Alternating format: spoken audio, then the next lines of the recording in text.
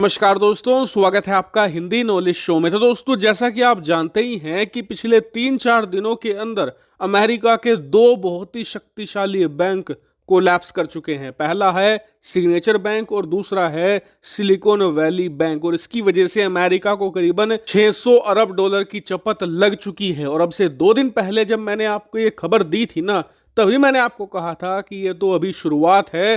America के अंदर आधा दर्जन से ज्यादा ऐसे शक्तिशाली बैंक हैं जो दिवालिया होने की कगार पर खड़े हैं, और इसमें से कई ऐसे बैंक हैं जिनकी टोटल एसेट्स 1 ट्रिलियन डॉलर को भी पार कर रहे हैं। और आज बिल्कुल ऐसा ही हुआ है। दरअसल अमेरिका से खबर निकलकर सामने ये आई है कि दो और बहुत ही ज्यादा शक्तिशाली और बहुत ही ज्यादा बड़े बैंक हैं जो कभी भी किसी भी वक्त दिवालिया घोषित हो सकते हैं। और यकीन मानिए, इसमें से एक बैंक तो ऐसा है जो 1.5 ट्रिलियन डॉलर का नुकसान पहुंचा सकता है। और देखिए, ये 2 बैंक तो हैं ही, इसके अलावा अमेरिकी सरकार ने 6 और बैंकों को वॉच लिस्ट में डाल दिया है, क्योंकि ये बैंक भी बैंकरप्सी की तरफ बढ़ रहे हैं। यानी कि अमेरिका के अंदर एक बहुत ही ज्यादा बड़ा और भयानक बैंकिंग सेक्टर का क्राइसिस पैदा होने जा रहा है। और इसका भारत और चीन को फायदा होगा या नुकसान होगा, वो भी मैं वीडियो के अंत में आपको बताऊंगा। लेकिन पहले इन 2 बैंकों के बारे में जान लीजिए। तो इसमें सबसे पहला बैंक है फर्स्ट रिपब्लिक बैंक, और स्क्रीन पर आप जैसा कि खबर में देख सकते हैं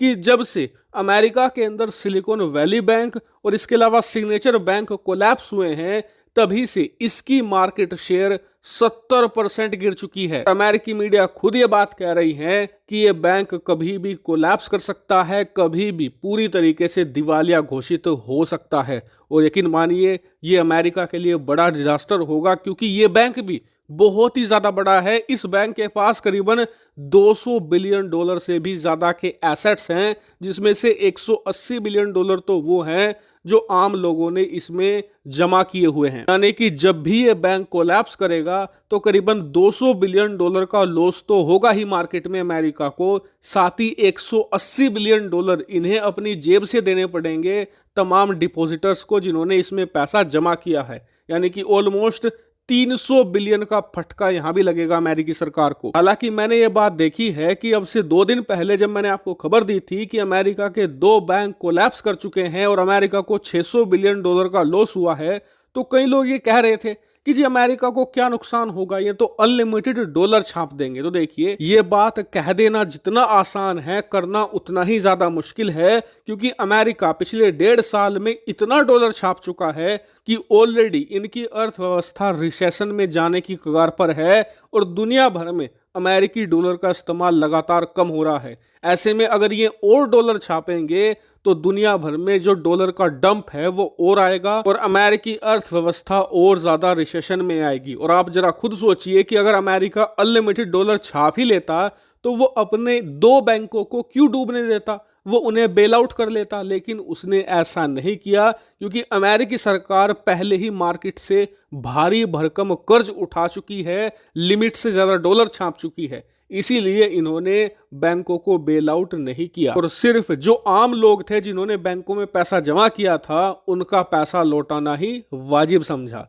तो खैर, इसी के साथ अब बढ़ते हैं दूसरे बैंक की तरफ जो रियल डील है। क्यों? क्योंकि इस बैंक का नाम है क्रेडिट स्विस। आप में से कई लोगों ने इसका नाम सुना होगा। वैसे कहने को तो ये स्विट्जरलैंड का बैंक है, और वहां का ये दूसरा सबसे बड़ा और शक्तिशाली बैंक है। और दुनिया की अगर मैं बात करूं तो दुनिया का 8वां सबसे बड़ा इन्वेस्टमेंट बैंक है ये। तो इस बैंक की हालत सबसे ज्यादा बदतर है। जरा आप अपनी स्क्रीन पर देखिए, आज जैसे ही शाम को यूरोपियन और अमेरिकन शेयर मार्केट खुले तो इस बैंक के शेयर इतने ज्यादा गिरे कि ये ऑल टाइम हाई से 97% तक नीचे गिर गया। इतना ही नहीं, अमेरिका के एक बहुत ही फेमस बिजनेसमैन हैं रॉबर्ट कियोसाकी। इनकी एक बुक है रिच डैड पुअर डैड, बहुत फेमस बुक है। तो ये उन लोगों में से एक थे जिन्होंने ये बता दिया था पहले ही कि 2008 में एक बड़ा फाइनेंशियल क्राइसिस आएगा।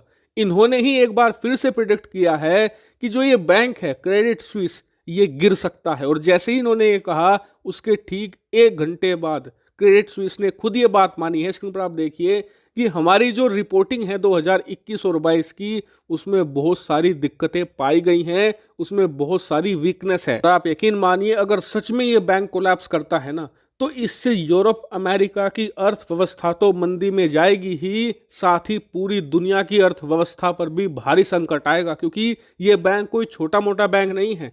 इस बैंक के पास करीबन $1.5 ट्रिलियन के एसेट्स हैं। उदाहरण के लिए ब्रिटेन की टोटल जीडीपी ही $3 ट्रिलियन है, यानी कि ब्रिटेन की आधी अर्थव्यवस्था जितना पैसा ये अकेला बैंक संभालता है।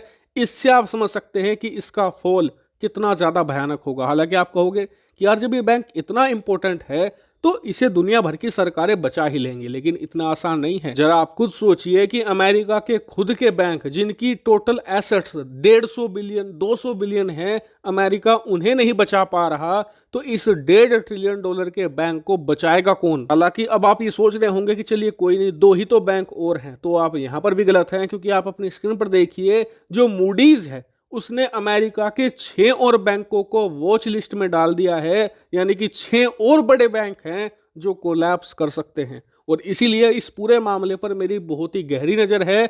जैसे इस पर कोई बड़ी खबर आती है मैं तुरंत आपको सूचित कर दूंगा। Thank you very much for watching video.